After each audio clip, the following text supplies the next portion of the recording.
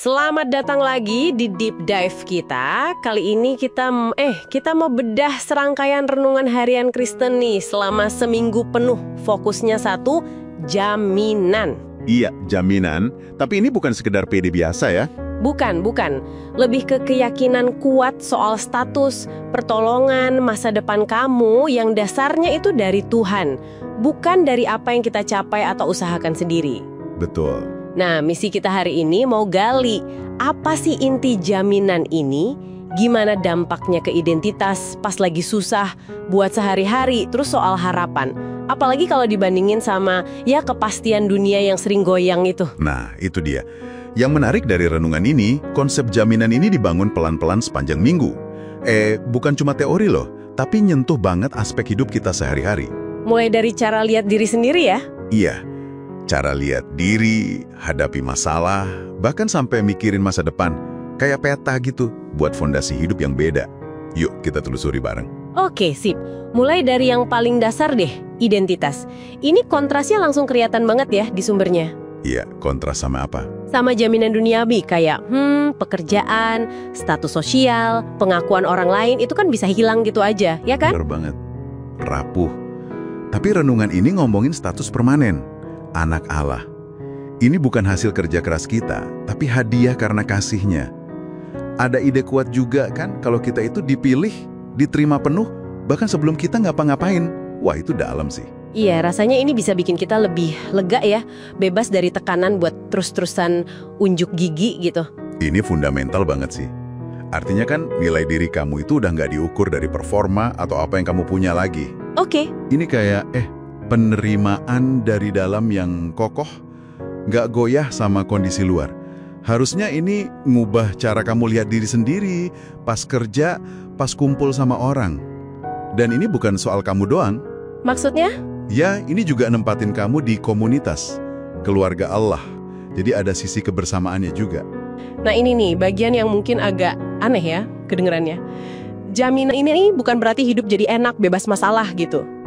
Justru sebaliknya ya. Iya, sumber ini bilang jaminan itu paling kerasa justru pas kita lagi lemah. Ada konsep dari 2 Korintus kan, kuasa Tuhan itu jadi sempurna justru di dalam kelemahan kita.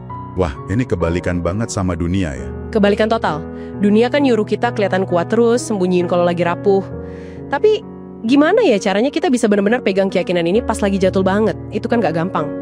Artinya, dia itu hadir, aktif, dekat justru pas kita lagi susah.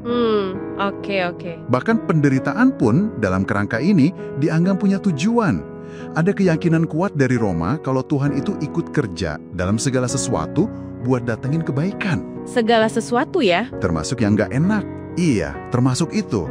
Bukan berarti masalahnya jadi ringan ya, tapi ini kayak ngasih kacamata baru buat lihat kesulitan. Jadi bagian dari proses yang lebih gede gitu. Oke, jadi jaminan ini juga ngefek ke cara kita lihat kesulitan. Terus gimana aplikasinya di kehidupan sehari-hari? Kayaknya praktis juga ya? Banget. Renungan ini ngegambarin kayak kita punya akses VIP gitu ke Tuhan lewat doa. Akses VIP? Maksudnya gimana tuh? Ya, kamu bisa datang dengan penuh keberanian. Nggak perlu takut, nggak perlu ragu. Bahkan ada ide kalau Yesus sendiri jadi pembela doa kita. Wah, keren ya. Terus, butuh hikmat buat mutusin sesuatu. Tinggal minta aja, katanya gitu di Yakobus. Pikiran lagi ruwet, ada janji, damai sejahtera yang melampaui segala akal. Jadi kayak punya toolkit spiritual lengkap lah. Bener juga. Tepat.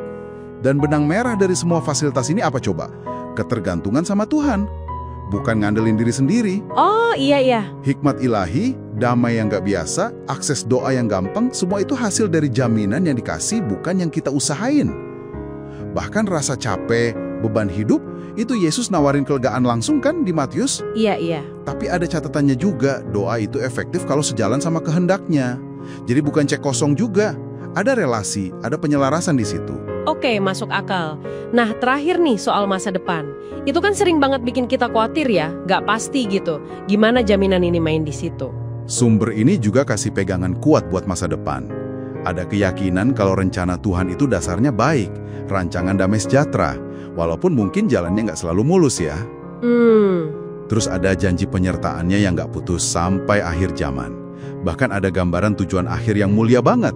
Tempat tanpa air mata, tanpa kematian. Wah, itu ngasih harapan banget ya? Iya. Nah, dengan fondasi jaminan sekuat ini, mulai dari identitas, pertolongan pas susah, dukungan tiap hari, sampai kepastian masa depan, respon kita juga jadi beda harusnya. Gimana tuh responnya? Renungan ini dorong kita buat hidup berani, bukan takut-takut. Terus bisa kerja keras, tapi tetap tenang, karena tahu usaha dalam Tuhan itu nggak sia-sia. Bisa juga istirahat beneran, kayak Daud di Mazmur itu. Jadi lebih tenang dan berani ya? Betul. Ujung-ujungnya, hidup kita sendiri itu diharapkan jadi kayak surat Kristus yang bisa dibaca orang. Jadi bukti nyata dari jaminan itu. Siap jelasin harapan yang kita punya kalau ada yang nanya. Oke, jadi kalau kita simpulkan nih ya, rangkaian renungan ini kayak ngasih gambaran utuh soal jaminan dalam iman Kristen. Ini kayak jangkar yang kuat banget.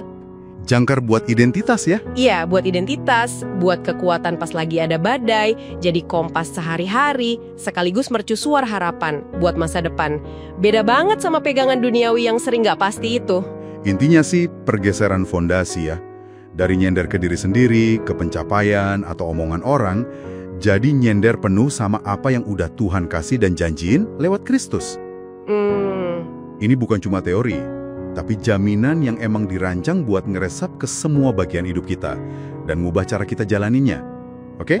Nah, ini mungkin pertanyaan terakhir buat kamu bawa pulang dan renungin ya.